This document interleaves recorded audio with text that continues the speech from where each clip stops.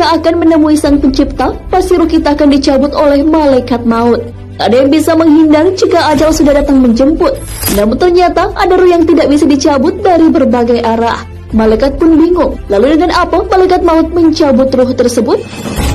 Kisah tentang kebingungan malaikat maut karena tak bisa mencabut nyawa diabadikan dalam kitab Daqaiq Al-Akbar, karya Imam Abdurrahim bin Ahmad Al-Qadi. Pernahkah kamu membayangkan jika ruh yang akan dicabut nyawanya oleh malaikat maut melakukan protes? Ya, ini pernah terjadi. Allah Subhanahu wa Ta'ala memberitahu malaikat maut untuk membawa hambanya kembali dengan mengambil ruhnya. Malaikat maut hendak mengambil ruh si fulan. Beragam cara dicoba untuk mengambil ruh tersebut. Malaikat maut mencoba mengambil ruh dari mulut jasad tersebut, namun tak bisa. Mulut fulan sedang berzikir kepada Allah Subhanahu wa Ta'ala. Lisan pun berkata bahwa malaikat maut tak punya jalan untuk mengambil ruh tersebut dari lisan, karena ia senantiasa berzikir menyebut nama Allah Subhanahu wa Ta'ala.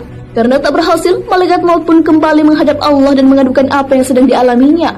Allah pun menanggapi keluhan tersebut dengan menyuruh mengambil dari sisi yang lain. Malaikat maut pun turun dan mencoba mencabut nyawa dari arah tangan fulan. Namun sayang sekali tak bisa juga. Ternyata tangan si fulan sering digunakan untuk bersedekah, mengelus-elus kepala anak yatim, dan menulis yang baik-baik. Tangan tersebut berkata, bukan dari arahku, engkau mengambil ruhku. Lagi-lagi malaikat maut menghadap Allah Subhanahu wa Ta'ala dan mengadukan hal yang dialaminya. Ia mengatakan sama persis dengan yang dikatakan oleh tangan fulan. Allah pun kembali bertitah untuk mengambil dari sisi yang lain. Kali ini sisi yang dipakai adalah kaki. Namun kaki si fulan berkata, aku meringankan langkah untuk sholat berjamaah, melaksanakan sholat 2 hari raya, dan aku tak kenal lelah melangkah menuju majelis taklim. Aku bukan arah untuk menarik ruh itu. Malaikat maut pun kembali menghadap Allah dan lagi-lagi ia diperintahkan untuk mengambil ruh tersebut dari sisi yang lain. Kali ini dari sisi manakah malaikat maut akan mencabut ruh tersebut?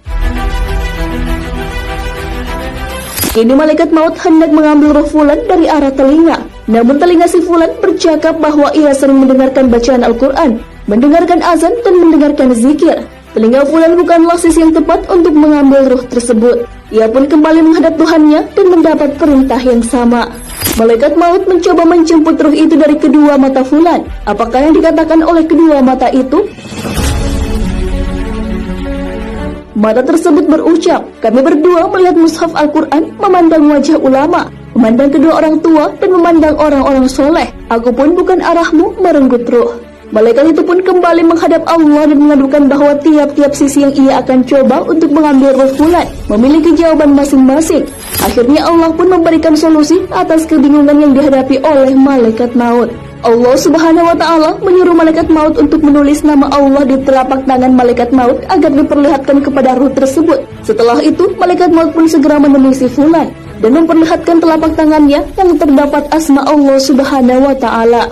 Setelah ruh tersebut melihat asma Allah Subhanahu wa Ta'ala, ia pun bergegas keluar dari jasad si fulan. Tak ada rasa sakit sedikit pun yang dirasakan ketika ruh terpisah dari jasad. Sahabat beriman, itulah kebingungan yang dihadapi oleh malaikat maut karena mencoba mencabut nyawa dari banyak sisi. Namun ia tak kunjung bisa mencabutnya karena setiap sisi punya jawabannya masing-masing. Proses dicabutnya nyawa tidak selamanya sama dengan fulan tersebut. Namun ada kalanya malaikat mencabut nyawa dengan menyakitkan. Hal ini sesuai firman Allah Subhanahu wa Ta'ala.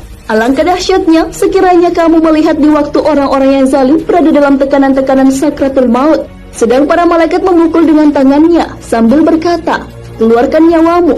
Di hari ini kamu dibalas dengan siksaan yang sangat menghinakan, karena kamu selalu mengatakan terhadap Allah perkataan yang tidak benar, dan karena kamu selalu menyombongkan diri terhadap ayat-ayatnya. Quran Surah Al-An'am ayat 93. Wallahu a'lam bishawab.